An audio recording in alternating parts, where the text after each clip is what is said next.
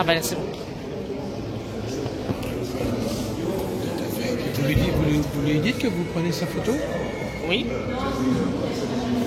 Parce qu'il faut une autorisation pour diffuser. Oui, oui.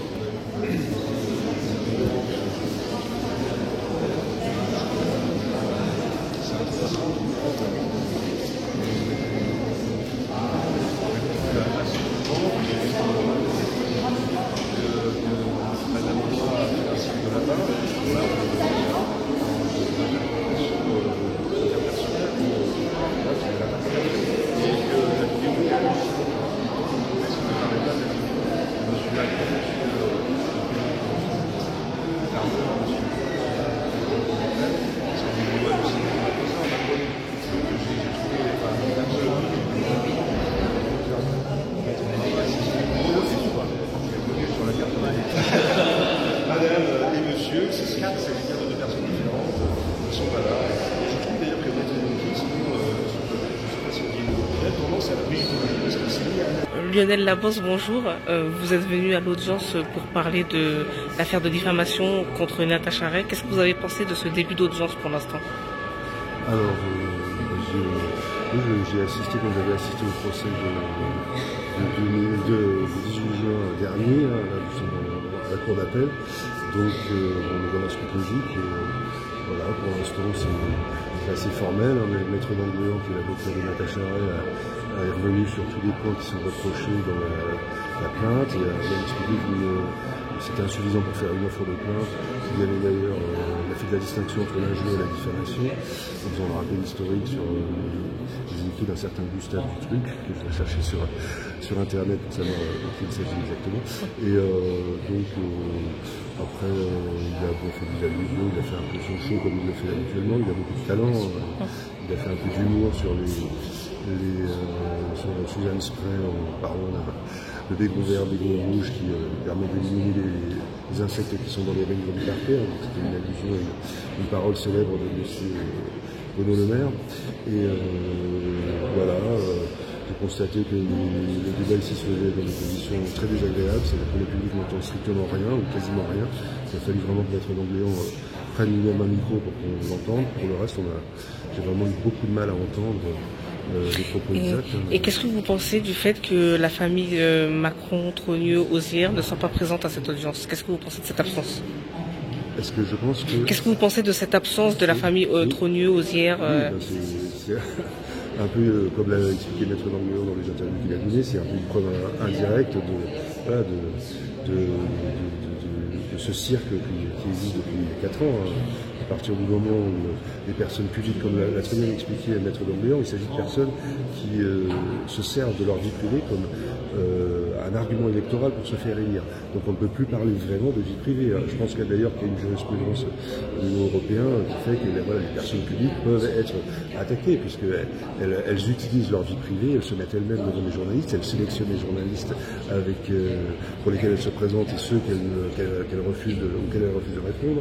Et surtout là, on sait très bien par les journalistes eux-mêmes qui ont été acceptés pour enquêter, qu'ils ont bien expliqué que c'était l'enquête la plus difficile qu'ils ont faite, qu'il n'y avait pas de documents, etc.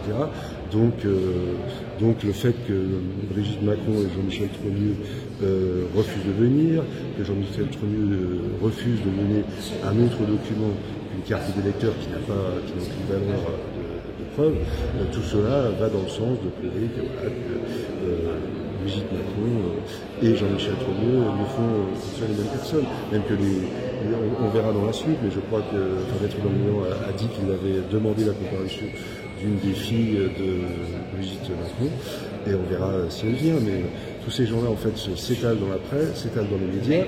Tiffany Ozière est devenue chroniqueuse chez Hanouna, enfin, donc elle gagne beaucoup d'argent avec le fait d'être la fille de Brigitte Macron. Elle gagne beaucoup d'argent, mais elle ne peut pas venir justifier cette filiation qui est mise en cause. Pourtant c'est simple, cette personne elle exerce le métier d'avocat, donc elle connaît la diffamation. Ces personnes n'ont jamais porté plainte en diffamation contre Xavier Poussard. Pourtant, je crois bien remarqué que le livre de Xavier Poussard a été numéro 1 des ventes sur Amazon.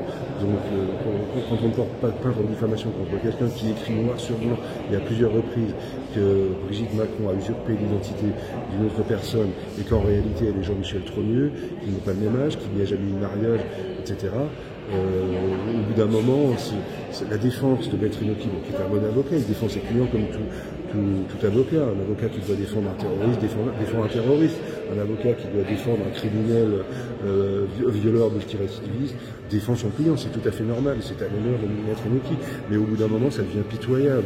Et donc vous croyez à cette histoire que Brigitte Macron serait son frère? Oui, jusqu'à preuve du contraire. Il y a un tel faisceau concordant d'indices.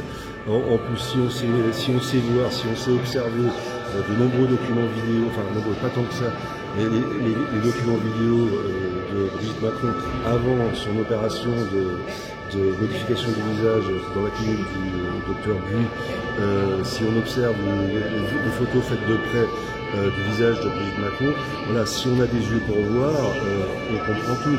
Et après, si on entend bien les propos de Brigitte Macron, qui est censé avoir été professeur dans le lycée privé le plus huppé de France, qui accueille des enfants de millionnaires et des enfants de milliardaires, quand on entend cette personne parler à peu près comme un charretier, on a quand même de grands doutes, puisqu'il se trouve que je suis professeur de lettres moi, beaucoup plus diplômé que cette personne, et voilà, je ne comprends pas qu'une personne qui s'exprime comme un charretier ait été professeur dans un tel lycée, et eu pour élève deux des enfants de Bernard Arnault, soit une sorte de mannequin de Bernard Arnault, mannequin non rémunéré, enfin là aussi c'est quelque chose de très bizarre. Quand on critique ça, on nous traite de tous les noms. Enfin, c'est quand même un dossier qui est hallucinant, pour reprendre un mot prononcé par Maître Inoki. Il a dit cette vidéo est hallucinante, mais c'est ce dossier qui est hallucinant. Enfin, jamais on a vu ça. C'est un faisceau de pièces complètement délirant. Donc ces gens-là doivent... ces gens-là touchent de l'argent public, en bon, madame touche beaucoup d'argent pour ses perruques, ça elle l'a reconnu, donc ces gens-là doivent se justifier, tout simplement. Merci beaucoup d'avoir répondu à mes questions. Comment? D'accord. Ok. C'est ouvert là déjà.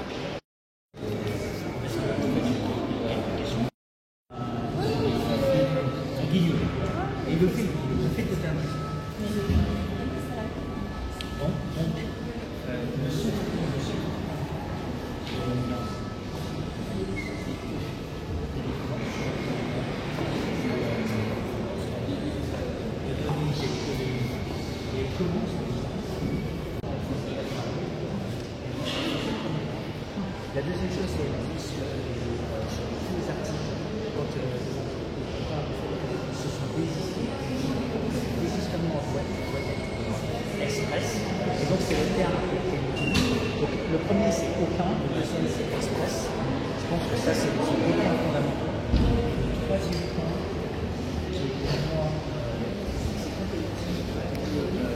la vidéo,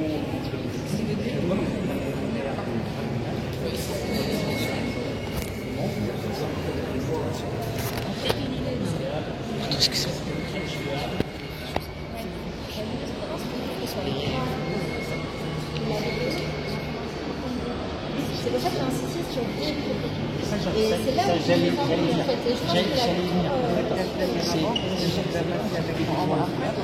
Quand on fait du théâtre, on laisse l'impression. Quand on fait du droit, on laisse l'impression. Donc pour moi, il y a d'un côté du droit, de l'autre côté du théâtre. Je pense que c'est comme ça qu'il faut. On va même en... Non, là, il y a une salle sur le terrain.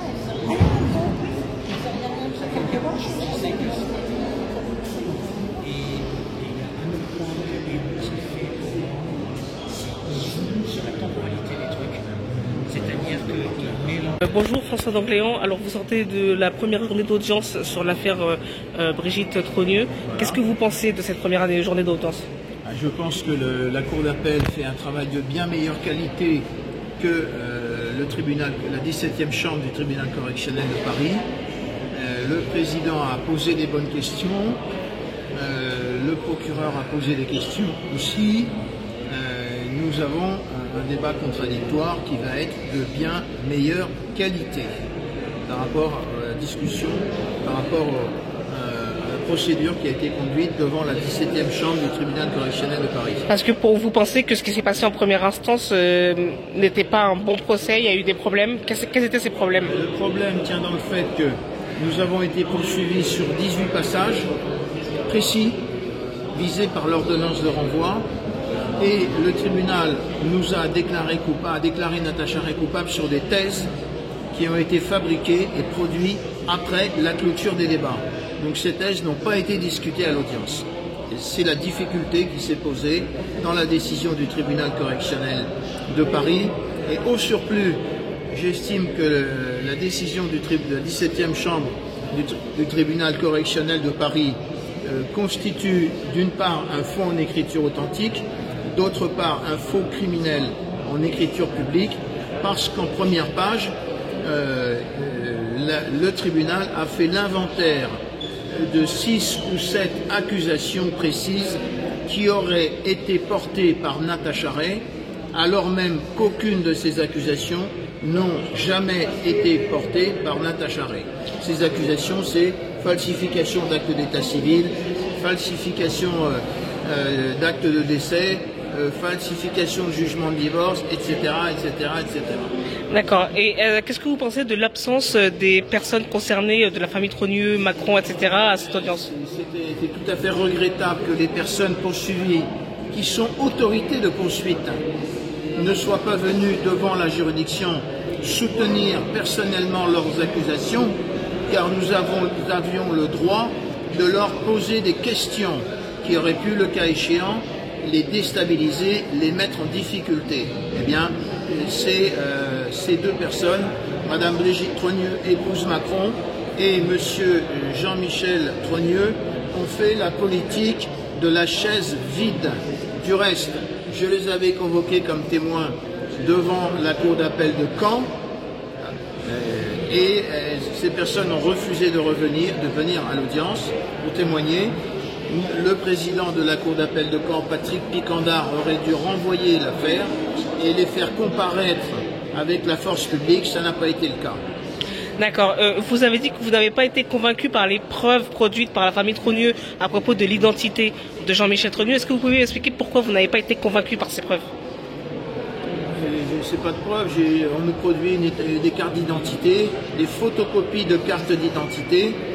Devant une juridiction pénale, on ne se contente pas de photocopies de cartes d'identité. Et d'autre part, j'ai noté un détail qui peut avoir de l'importance ou moins d'importance. Ce détail est le suivant. La carte d'identité de Jean-Michel Trogneux a expiré je crois, le 18 avril 2022, alors que la carte d'identité de Madame Brigitte Trogneux, épouse Macron, a été produite le 1er avril 2022. Donc, en gros, une carte d'identité a succédé à l'autre. D'accord. Merci beaucoup d'avoir répondu à mes questions.